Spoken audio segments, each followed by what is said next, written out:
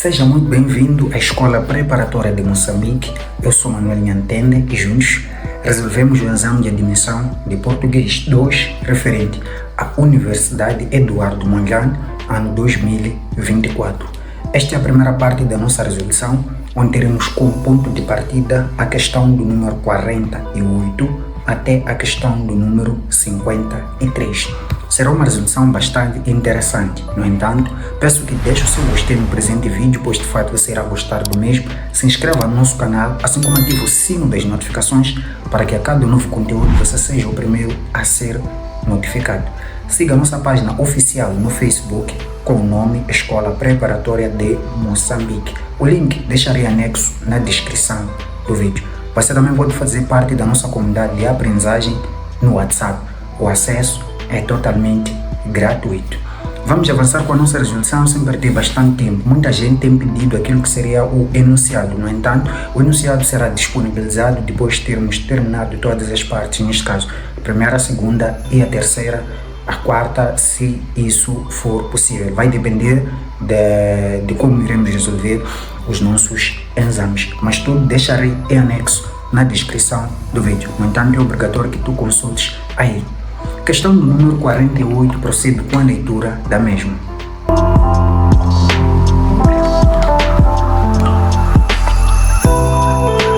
Antes, ela existia em simplicidade. Que tempo verbal está patente no sublinhado? Veja que a palavra sublinhado e a palavra existia. No entanto, devemos nós dizer qual é o tempo verbal desta palavra, tendo em conta as alíneas em posse. Isso é óbvio. Temos 5 alíneas, como é de sempre nos exames da UEM. A linha A, futuro perfeito. B, pretérito imperfeito. C, presente. D, pretérito perfeito. E por fim, E, pretérito mais que perfeito composto. De forma breve, vou aqui descrever aquilo que seriam tempos verbais na língua portuguesa. Primeiro, você deve saber que existem 3 tempos verbais na língua portuguesa, a citar: passado ou pretérito, presente e futuro. No entanto, esses 3 tempos verbais eles podem ser subdivididos, mas não todos. Agora, o que seria o passado? Passado seria o tempo que fala de situações anteriores, situações que foram executadas. Podem ter sido executadas com perfeição ou não. Isso vai depender, mas vou explicar onde eu quero chegar com isto. Existe também o tempo que nós chamamos de presente, que fala de situações que estão acontecendo. Por exemplo, o professor Manuel está explicando. É presente, é uma coisa que está acontecendo. Futuro é uma situação que vai acontecer, certo? Certo. Muito bem. Um exemplo de passado.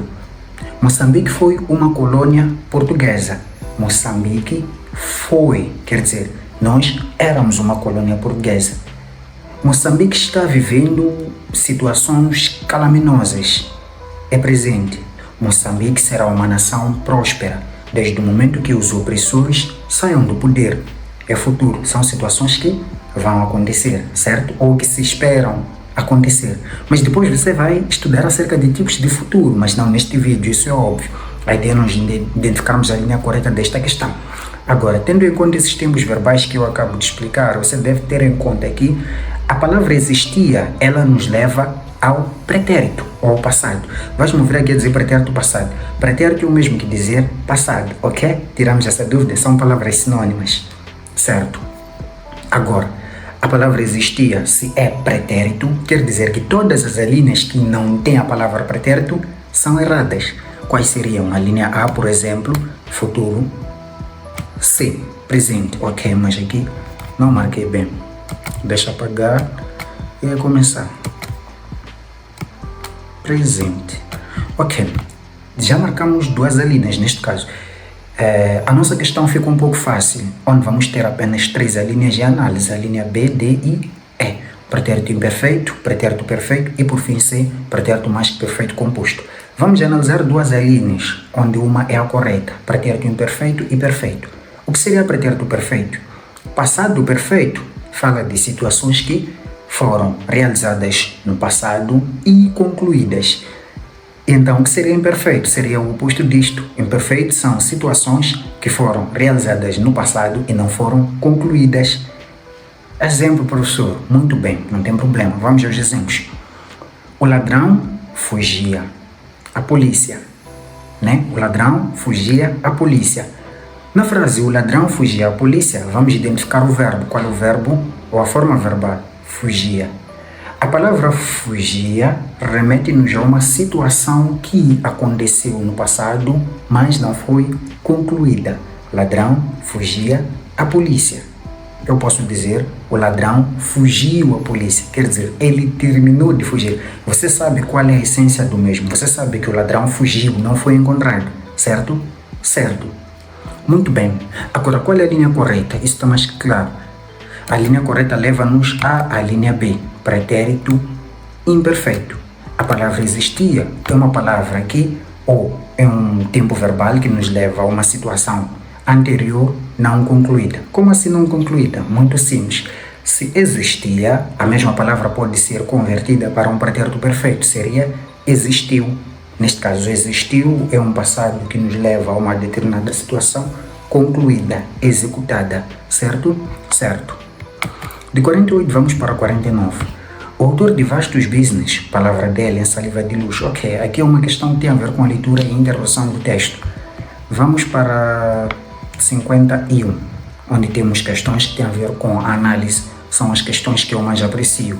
51. Trouxe mais um vestido para sua esposa, quase atangerinado, como classifica morfologicamente as palavras sublinhadas. Muito bem. Temos já B, C, D e E. A linha A, conjunção, pronome nome. B, nome, artigo e verbo. C, numeral, pronome nome. D, advérbio determinante e adjetivo. E, por fim, E, preposição, interjeição e advérbio. Esta questão é uma questão que, se você pensar com o cérebro, você responde com muita facilidade. Como? Apenas sabendo uma das palavras a qual classe gramatical pertence. Qual? A palavra mais. Tendo em conta a sua análise, a palavra mais pertence a que classe gramatical? A classe das conjunções, dos advérbios, do nome, das preposições ou dos numerais. A palavra mais é um advérbio. Sendo um advérbio, isso significa que a palavra sua é um determinante e a palavra atangerinado é um adjetivo. Logo, a linha D é a linha devidamente correta desta questão. Professor, eu tenho uma dúvida. A palavra sua não seria um pronome? Não exatamente. Contudo, ser um pronome morfologicamente é, mas nesta frase, neste caso, a mesma palavra está exercendo a função de um determinante. Logo, deixa de ser um pronome, passa a ser um determinante. Ainda estou confuso, professor? Tudo bem. Vou já explicar. Os pronomes, neste caso, não as palavras. Os pronomes, eles podem executar a função ou ter a função de pronome, mas também de um determinante. Como é que nós percebemos que uma determinada palavra é um determinante? Quando a mesma palavra, neste caso, ela especifica a que coisa se refere. Neste caso, essa tal coisa seria um substantivo, ou melhor, antes do determinante, não antes. Depois do determinante, geralmente nós temos aquilo que chamamos de substantivo. Veja, a palavra sua, ela está antes do quê? Ela está antes da palavra esposa. A palavra esposa é um substantivo. A palavra sua está se referindo ao quê? Está se referindo à esposa. Sua esposa. Mas, para ser apenas um pronome depois do determinante, ou o determinante não pode determinar a coisa a qual se refere, por isso que chama-se determinante. Por exemplo, sua planta. Ok, tudo bem, professor, qual é o exemplo do pronome? Eu diria, aquelas rosas,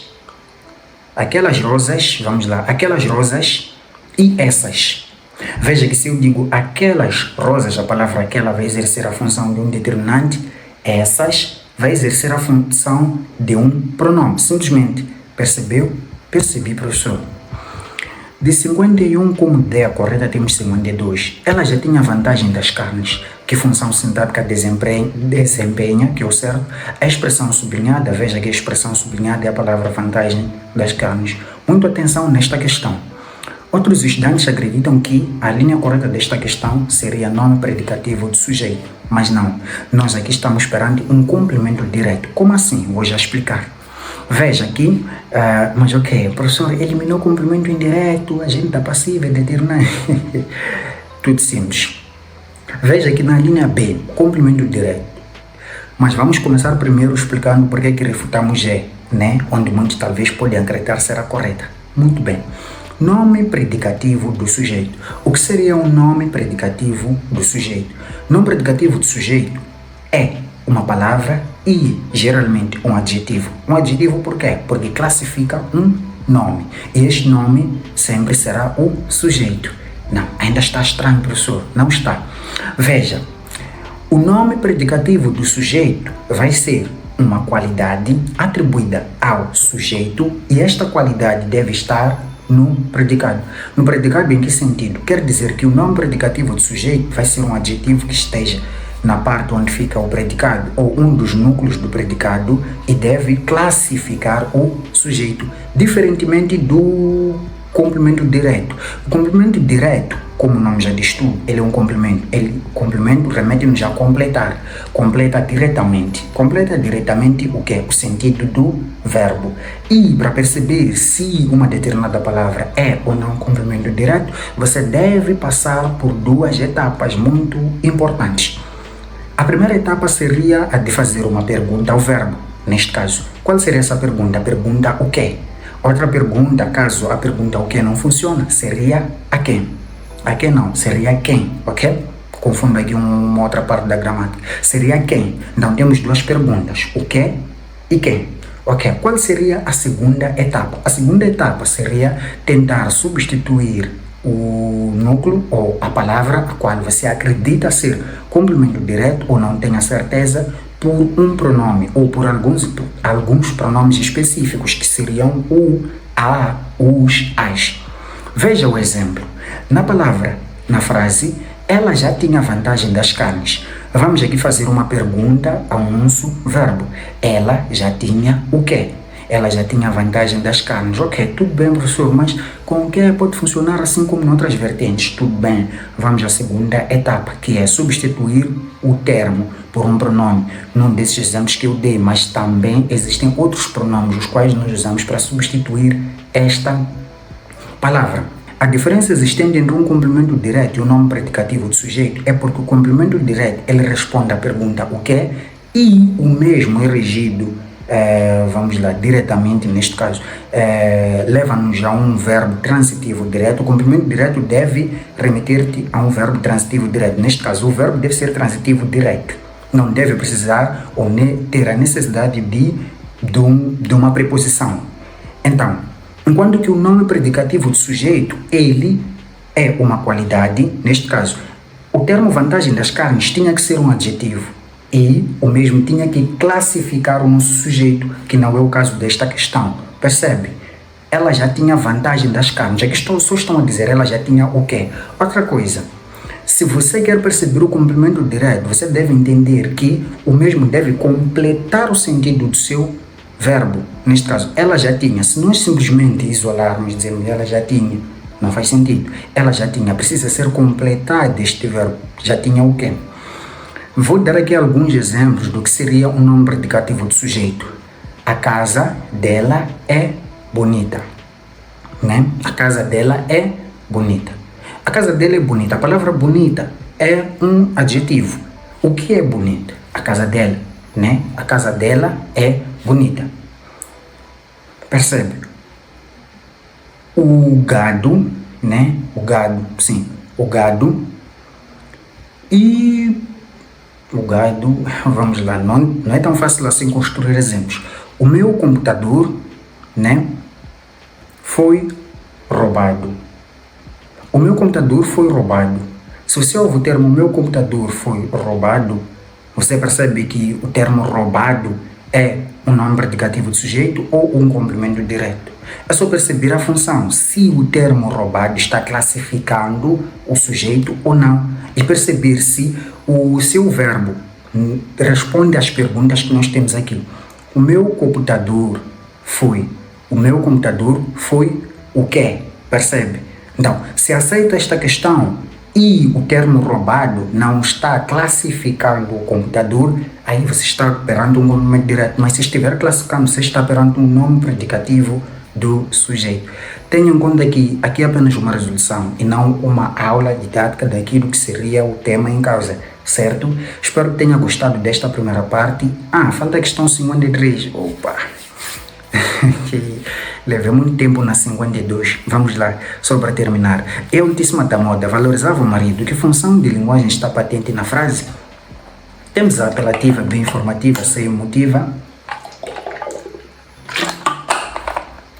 Depois, que por fim é fática.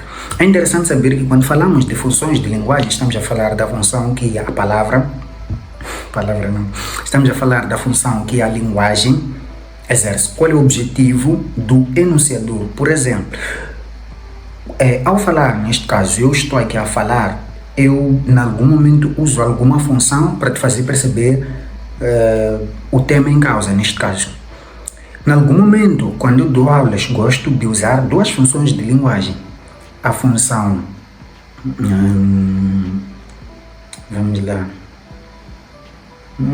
aqui tem poética, não, mas não, uso simplesmente uma, que é informativa. Tudo bem, o que seria a função apelativa? A função apelativa é aquela que te leva a apelar a alguma coisa. É isso. Informativa, remete-nos à informação. Emotiva, remete-nos à emoção. Poética, remete-nos à poesia. Fática é da cor de linguagem. Por exemplo, alguém falando no celular, alguém cumprimentando os vizinhos, essa é a fática. Agora, qual é a função da linguagem presente no termo é a altíssima da moda, valorizava o marido? Aqui nós estamos esperando uma função poética. Poética, professor, não é emotiva? Não. Por quê? Perceba que a função poética, ela remete-nos à poesia, certo? Mas também, um termo bastante interessante é a expressividade. Neste caso, a função poética, ela remete-nos a ser expressivo. Neste caso, o que você está a falar, você deve ser expressivo. Então, remete-nos às figuras de linguagem. A informativa é aquela que nós encontramos nos telejornais, na notícia e mais. A apelativa é aquela que te leva a apelar. Por exemplo, cuidado com o cão é uma função apelativa. Não toque no disjuntor, senão apanha choque. É apelativa, né? Não suba, é apelativa. Vamos lá, perigo de morte, isso vemos bastante nos postos de transformação, é apelativa. Informativa, Venâncio Mondlane desceu no aeroporto de Mavalane, foi recebido por seus simpatizantes, muita gente esteve lá, a imprensa esteve lá, principalmente a TV Sucesso foi a que mais trouxe debates ou informações acerca do mesmo. Eu estou a informar o público, certo? Eu não me remeto a apelar, nem a trazer emoções e nem remete-me a falar nem remete-me a figuras de estilo, certo? Mas a poética seria, por exemplo, do texto do Craveirinha, por exemplo. Essa é a poética. Emotiva, professor, porque muita gente confunde a poética da emotiva.